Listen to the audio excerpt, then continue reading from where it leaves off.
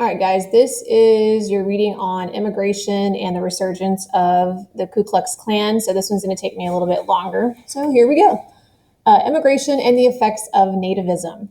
Okay, during the late 19th century and early 20th centuries, immigrants had been welcomed into the United States as the country was growing and industrializing rapidly and laborers were needed. In addition, the United States had always prided itself on being a refuge for people fleeing from hardship or mistreatment in their own countries or seeking expanded opportunities for themselves and their children. Before 1890, most of these newcomers had arrived from the countries of Northern and Western Europe, just like the people who had first settled the United States. Generally, they shared the same social, political, and religious values of the original settlers, and most of them had spread out to the western parts of the nation. A new kind of immigrant. By contrast, most of the immigrants who arrived in the first few decades of the 20th century came from such Southern and Eastern European countries as Italy, Greece, Armenia, Slovakia, Russia, and Poland. In addition, some arrived from Puerto Rico, the West Indies, and Mexico. Unlike the Protestant majority, these people were often Catholics or Jews, and their cultural habits and beliefs were different. They tended to stay in the cities, settling in neighborhoods with others from the same backgrounds, and they usually had little experience with life in a democratic society. By World War I, immigrants were arriving at the rate of nearly 1 million per year, and about 80% of these were of the new variety. This trend caused alarm among, quote, old stock citizens of the United States, those whose ancestors had come long ago from Northern and Western Europe. They felt that their way of life was threatened by the different ways and ideas of the newcomers. Some used a new pseudoscience, which is not a genuine science, called eugenics, to warn of the dangers of what they called mongrelization, which is the mixing of, quote, superior white blood with that of inferior immigrants. Whereas the people of the United States had once proudly called their society a melting pot, in which people of many different backgrounds were welcomed and blended together, many of them now feared that such a blending would destroy the world they knew. It was not just that immigrants were economic competitors, since they were generally willing to work for very low wages, or that their strange cultural practices, particularly the consumption of alcohol, threatened traditional values, although these were both significant factors. It was also that the newcomers were thought to hold dangerous, radical ideas about politics and social order. They believed, it was said, in ideologies like socialism, the theory that the means of production, distribution, and exchange of goods should be owned or run by the community as a whole, and anarchy, which is having no government at all. These suspicions had been inflamed by the success of the Bolshevik Revolution in Russia in 1917, when communists, followers of a system in which all property is jointly owned by the community rather than by individuals, took control of the country from the Tsar, its traditional ruler. In fact, though, most immigrants were too preoccupied with basic survival to worry about politics. They faced poverty, mistreatment, and prejudice, and struggled daily with the challenges of learning a new language and fitting into an unfamiliar society. Anti-immigration laws. For several years, the United States government had put restrictions on the number of people who were allowed to immigrate from Asia, but an open-door policy on European immigrants had always prevailed. That changed in the 1920s when new anti-immigration legislation was introduced. It started with an emergency act passed by Congress in 1921 that set a 355,000 per year limit on European immigrants. Each nation was allowed a quota, which is a fixed number allowed to immigrate, of 3% of the number of foreign-born residents from that country who had been in the United States at the time of the 1910 census, the official population count taken every 10 years. Even more restrictive was the National Origins Act of 1924, which set the yearly limit at 150,000 and made the quota 2% of those present at the time of the 1890 census. This part was aimed directly at immigrants from Southern and Eastern Europe, not many of whom had lived in the United States at that time. No Asian immigrants were allowed at all. All of these measures reflected the desire for racial and cultural homogeneity, I'm not good with that word, or sameness, okay, that now dominated the US society. Their immediate result was to prevent about 2 million Greeks, Italians, and others who were waiting to come to the United States from immigrating. The number of Italian immigrants, for example, dropped from 40,000 per year to less than 4,000, while the number of people arriving from Poland dropped from 30,000 to about 6,000. Further steps were taken by individual states where, for example, foreign-born people were sometimes banned from owning land. California's alien land law was targeted at the large number of Japanese immigrants in that state, many of whom had become successful farmers. The return of the Klan. Nativism also led to the resurgence of an organization that had wreaked havoc within the borders of the United States in the previous century.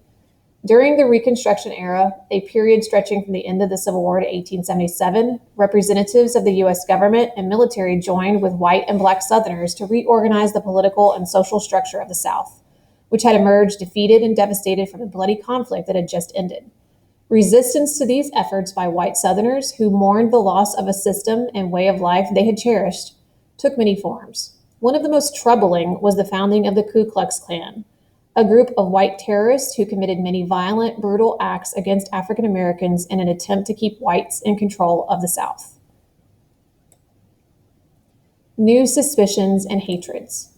By the end of the 19th century, the Jim Crow laws were firmly in place in the South, trapping black Southerners in a system that made discrimination and inequality legal. The idea that blacks might someday enjoy the rights that the Constitution supposedly guaranteed to all citizens of the United States seemed remote. Blacks were prevented from voting, for example, by obstructions like property and literacy tests, which whites were not required to pass, poll taxes and grandfather clauses that allowed only those who had voted before 1865 and their descendants to cast votes, which disqualified virtually all blacks who had not been allowed to vote at that time. In this repressive environment, there was not much need for the Ku Klux Klan, and they faded away. But in the 1920s, the increasing suspicion and hatred of anyone different from the white Protestant majority resurrected the Klan. Society had undergone an important and, for some people, unsettling shift. In addition to the immigrants who had crowded into the cities, about 4 million people had moved from rural to urban areas. A significant portion of these were African Americans who had migrated to the northern cities in search of greater opportunity and to escape from the political and social inequality they faced in the South.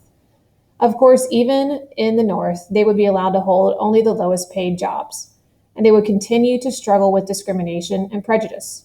Living as they did in their own communities, on the south side of Chicago, for example, and in New York City's Harlem neighborhood, and willing to work for low wages, African Americans seemed to pose both a social and economic threat. The Klan broadens its focus.